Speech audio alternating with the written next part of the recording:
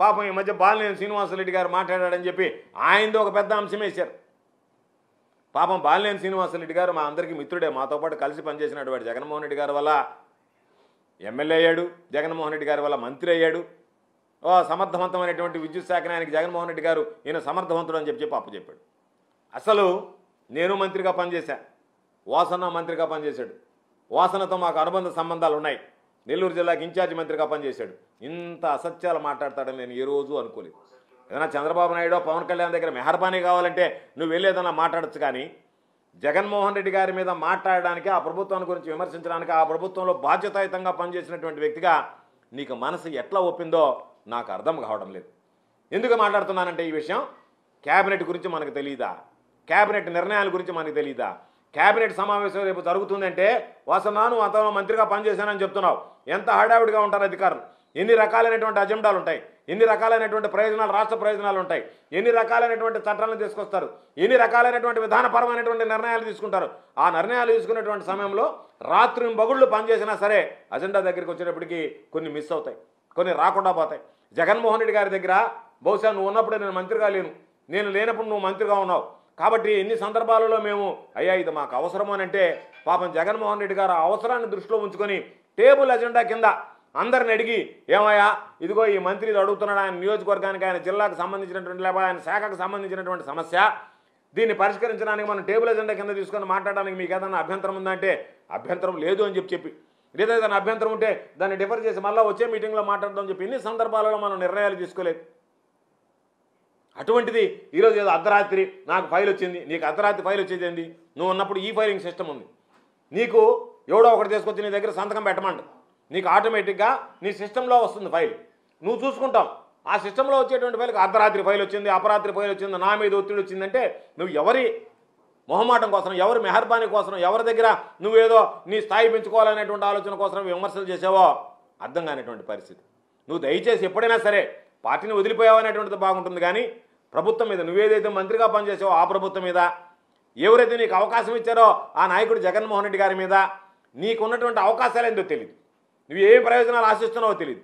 ఆ ప్రయోజనాలు ఆశించి నువ్వు పనిచేయడంలో తప్పలేదు, కానీ ఆ ప్రయోజనాలు ఆశించి ఆ ప్రభుత్వం మీద జగన్మోహన్ రెడ్డి గారు లాంటి నాయకుడి మీద బురద చల్లడం అనేటువంటిది నీకు తగదు అనేటువంటిది ఈ సందర్భంగా తెలియజేస్తున్నాను. ఎందుకు చెప్తున్నానంటే ఈరోజు ఈ జిల్లాకు సంబంధించే తెలుగు ప్రాచీన విశిష్ట అధ్యయన కేంద్రం ఈరోజు సర్వేపల్లిలో ఉంది. దానిని నేను క్యాబినెట్ మంత్రిగా పోయినటువంటి తొలి సమావేశంలో వచ్చింది. నాకు వచ్చి చెప్పారు అధికారులు, సార్ సమావేశంలోకి వస్తుంది మీరు ఒక్కసారి దాన్ని త్రూ చేయించండి అని. వీళ్ళు కూర్చుంటే ₹1 కోటి కట్టమని చెప్పారు, 1,05,00,000 అనుకుంటా, 5 ఎకరాలకు సంబంధించి. ఆ రోజు చెప్పాం, వాళ్ళు వచ్చేసిన తర్వాత అయిపోయిన తర్వాత జీవో వచ్చింది, వాళ్ళు వచ్చి మాకు ₹1 కూడా ఇవ్వమంటున్నారు కేంద్ర ప్రభుత్వం, మేము ఓన్లీ మీకు కట్టడానికి ఇస్తాం తప్ప మేము భూమికి ఇవ్వమంటున్నారని చెప్పారు. ముఖ్యమంత్రి గారి దగ్గరికి వెళ్ళి చెప్పారు, సార్ ఇది పరిస్థితి అని. పాప ఆయన వెంటనే టేబుల్ అజెండా కింద తీసుకొని దాన్ని పెట్టండి అని చెప్పి ఈరోజు 5 ఎకరాలు ఉచితంగా ఇచ్చాడు. ఎన్ని నిర్ణయాలు మంత్రులు ఆ ప్రాంత ప్రయోజనాల కోసం అడిగితే వెంటనే స్పందించి దానికి అనుగుణంగా పనిచేసినటువంటి సందర్భాలు లేవు. కాబట్టి ఇవన్నీ పక్కన పెట్టి ఏదో ఒక విధంగా బురద దల్లాలనేటువంటి ఒక దుర్మార్గమైనటువంటి ఆలోచన తప్ప జగన్మోహన్ రెడ్డి గారు మనం ఏదన్నా అడిగితే కాదని కానీ లేదని కానీ మాట్లాడినటువంటి సందర్భం కానీ, లేదా రాష్ట్ర ప్రజల ప్రయోజనాలను పణంగా పెట్టేటువంటి విధంగా కానీ మరొకటి కానీ పాల్పడినటువంటి పరిస్థితి లేదు. ఈరోజు మీ పరిస్థితి ఎట్టుంది? ఈనాడు అనేది ఏంది, మిగతా పత్రికలు చదవండి. ఈనాడు గురించి ఎందుకు మాట్లాడుతున్నారని మీకు అనుమానాలు రావచ్చు. ఈనాడు ఏ పత్రిక లేనప్పుడు ఒకే ఒక పత్రిక చాలామంది చదివేటువంటి పత్రిక ఉంది కాబట్టి ఈనాడు మాట్లాడుతున్నా, లేకపోతే దాని గురించి కూడా మాట్లాడు. ఆయన రామోజీరావు గారి దగ్గర నుంచి ఈరోజు వరకు పాపం చాలా విషయాలు చెప్తున్నారు, నీతిని గురించి, నిజాయితీని గురించి. మీకు బుద్ధి అయినా ఉండాలా, మాట్లాడడానికి సిగ్గైనా ఉండాలా? బుద్ధి సిగ్గు లేనటువంటి మీ యాజమాన్యం మార్గదర్శి పేరుతో ఈరోజు నియమ నిబంధనలను తొంగలో దొక్కి, ఆర్బీఐ గైడ్లైన్స్ను తొంగలో దొక్కి మీరు యథాచ్ఛగా మీకు లేనటువంటి హక్కును వినియోగించి డిపాజిట్లు వసూలు చేసి ఈరోజు సుప్రీంకోర్టు ముందు దోషిగా నిలబడ్డటువంటి మీ సంస్థ ఈరోజు జగన్మోహన్ రెడ్డి గారి గురించి, జగన్మోహన్ రెడ్డి గారి వ్యక్తిత్వాన్ని హననం చేసేటువంటి విధంగా మాట్లాడడం అనేటువంటిది సిగ్గు చేయటనేటువంటి విషయం అని చెప్పి సందర్భంగా తెలియజేస్తున్నాను. మీరు ఒకసారి గమనించండి, ఈనాడు పత్రిక ఎంత క్రెడిబిలిటీ ఉందో. ఈనాడు పత్రిక నా మీద రాసింది, సిబిఐకి సంబంధించినటువంటి దాంట్లో అంతా జరిగిపోయింది, సిబిఐకి వచ్చేసింది, గోవర్ధన్ రెడ్డికి ఆ కేసులో ఇంత, ఈ కేసులో ఇంత, పాపం ఆయనే శిక్ష చేసేసాడు పాపం. నాకు ఈనాడు ఆయనే, అప్పుడు రామోజీరావు గారు బతుకున్నాడు, ఆయన పాప ఆ కేసులో సిబిఐ కేసులో శిక్ష చేశాడు. ఈరోజు ఏదైనా వస్తే సిబిఐ లాంటి సంస్థ దర్యాప్తు జరిపించాలని రాస్తుంది ఈనాడు. ఆ రోజు సిబిఐ జరిపి క్లీన్ చిట్ ఇస్తే ఆ సిబిఐని విమర్శించింది ఈనాడు. అంటే ఈనాడుకి కావాల్సింది నీకు అనుగుణంగా వార్త రావాల్సిందే తప్ప వాస్తవాలు మనకిరావు.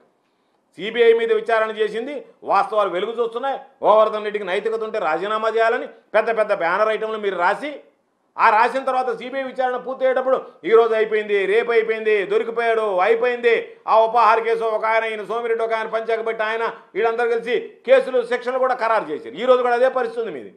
మీ బ్రతుకంతా అదే. ఈ మీద బట్టి జగన్మోహన్ రెడ్డి గారి మీద వైఎస్ఆర్ కాంగ్రెస్ పార్టీ ప్రభుత్వం మీద ఏడవడమే. తీరా సిబిఐ క్లీన్ చిట్ ఇస్తే సిబిఐని విమర్శించేటట్టుగా రాసావు నువ్వు పత్రికలో.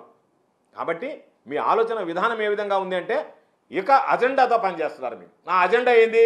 జగన్మోహన్ రెడ్డి గారి మీద బురద తల్లాలా, జగన్మోహన్ రెడ్డి గారు ఒప్పు చేసినా సరే దాన్ని తప్పుగా చూపించాలా, చంద్రబాబు నాయుడు ఎన్ని తప్పులు చేసినా సరే వాటిని ఒప్పులుగా చూపించాలా, చంద్రబాబు నాయుడు అవినీతి అక్రమాలన్నింటినీ పక్కన పెట్టి ఓహో ఆహా అంటా పొగడాలా, జగన్మోహన్ రెడ్డి గారు ఏ మంచి పని చేసినా సరే ఆ పనికి సంబంధించి ఇది కరెక్ట్ కాదు అని చెప్పి జగన్మోహన్ రెడ్డి గారి మీద నిందలు వేయాలనేటువంటి ఆలోచన. కాబట్టి నేను స్పష్టంగా మరొకసారి ప్రజలందరికీ మీడియా ముఖంగా తెలిపేది ఏంటంటే ఇది ఆదానితో సంబంధం లేదు. వైఎస్ఆర్ కాంగ్రెస్ పార్టీ ప్రభుత్వానికి జగన్మోహన్ రెడ్డి గారికి ఆదానితో సంబంధ బాంధవ్యాలు లేవు. దీనికి సంబంధించి ఈరోజు ఏదన్నా పెట్టుబడులు వస్తే ఆ పెట్టుబడులు వస్తాయేమో అన్ని పెట్టుబడులు వచ్చాయి అని చెప్పంటే ఆ రోజు ఏం పెట్టుబడులు రాలేదండి. ఈ రోజు మరలా మీ పత్రికలే ఇన్ని లక్షల కోట్ల పెట్టుబడులు తెచ్చాడు జగన్మోహన్ రెడ్డి గారు ఆదాని దగ్గర. దాని వెనక ఆంతరం ఏమిటి అంటే వస్తే ఒక బాధ, రాకపోతే ఒక బాధ, వస్తే అవినీతి ఉన్నట్టు, రాకపోతే తేనట్టు. కాబట్టి ఏది కావాలంటే అది మీరు మాట్లాడితే ప్రజలు నమ్ముతారు, విశ్వసిస్తారంటే అది మీ భ్రమ, పొరపాటు. కాబట్టి ప్రజలకు సంబంధించినటువంటి దాంట్లో స్పష్టత ఇవ్వాల్సినటువంటి అవసరం ఉంది. కాబట్టి ఆదానికి సంబంధించిన ఆదాని సంస్థకు సంబంధించి జగన్మోహన్ రెడ్డి గారు ముఖ్యమంత్రిగా ఉన్నప్పుడు ఆంధ్రప్రదేశ్ రాష్ట్ర ప్రభుత్వానికి సంబంధించి ఎటువంటి లావాదేవీలు జరగలేదు. కేవలం ఆంధ్ర రాష్ట్ర ప్రభుత్వం కేంద్ర ప్రభుత్వ సంస్థ అయినటువంటి సోలార్ ఎనర్జీ కార్పొరేషన్ ఆఫ్ ఇండియాతో అతి తక్కువ ధరకే ఆంధ్ర రాష్ట్ర రైతులు ప్రజల ప్రయోజనాల కోసం ఈరోజు మనం తీసుకొచ్చాం. కాబట్టి మీరు చెప్పేటువంటివన్నీ కూడా అభూత కల్పనలు, అవాస్తవాలు తప్ప నిజం కాదు అనేటువంటిది ఈ సందర్భంగా స్పష్టం చేస్తున్నాను. 2000 ఒకవేళ కరెక్ట్ అయితే అది 2020కి వచ్చేటప్పటికి తగ్గాలి కదా. అంతకుముందు ఉన్నటువంటి రేటు ప్రకారం, నువ్వు చెప్పిన రేటు ప్రకారం తగ్గలేదే. ఎందుకు పెరగతా పోయాయి? చంద్రబాబు నాయుడు ముఖ్యమంత్రిగా ఉన్నప్పుడు ముందున్నటువంటి రేటు కన్నా ఎందుకు పెరగతా పోయాయి? దానికి కారణం చెప్పలేదే. ఈరోజు పాపం నువ్వు తగ్గేదాని గురించి మాట్లాడుతున్నావు. తగ్గతాయనే కదా మేము మామూలుగా తగ్గించి చేసాం, ఎప్పుడూ లేనంత తగ్గించి రేట్లు చేసామని చెప్తున్నది. ఇది ఒక చారిత్రాత్మకమైనటువంటి ఒప్పందం, రాష్ట్ర ప్రజల ప్రయోజనాల కోసం రాష్ట్రానికి దక్కినటువంటి ఒక అరుదైనటువంటి అవకాశం.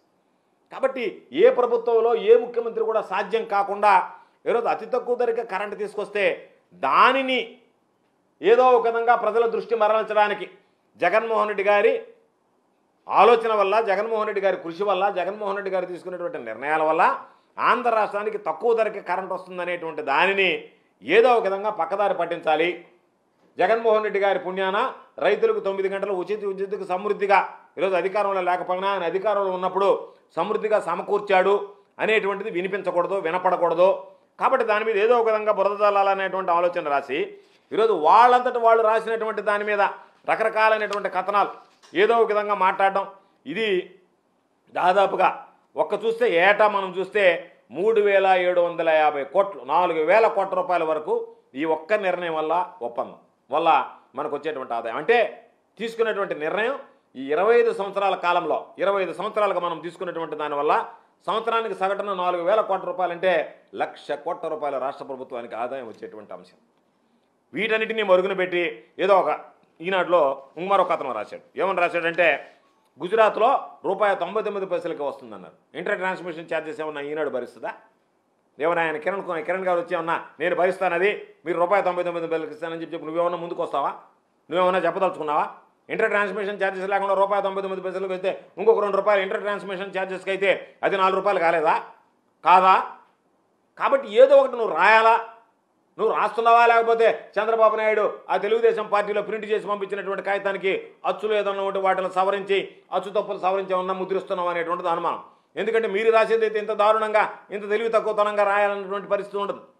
నాకు అనుమానం ఏంటంటే ఈ రాసే స్క్రిప్ట్ అంతా తెలుగుదేశం పార్టీలో చంద్రబాబు నాయుడు రాసిస్తే ఆ చంద్రబాబు నాయుడు రాసిన అచ్చు తప్పులు ఏదన్నా సవరిస్తే నేరుగా వాటిని యథాతథంగా మీరు ప్రింట్ చేయడం తప్ప మీరు కనీసం బుర్రబెట్టి ఆలోచన చేస్తున్నారా? గతంలో ఏం జరిగింది, అంతకుముందు ఏం జరిగింది, ఈరోజు ఏం జరుగుతుంది, రాష్ట్రంలో విద్యుత్ పరిస్థితి ఏంది, ఏవి లేకుండా వీటన్నిటిని మరుగున దాస్తా ఏదేదో లేనటువంటివి అవాస్తవాలు, అసత్యాలు, అబద్ధాలు.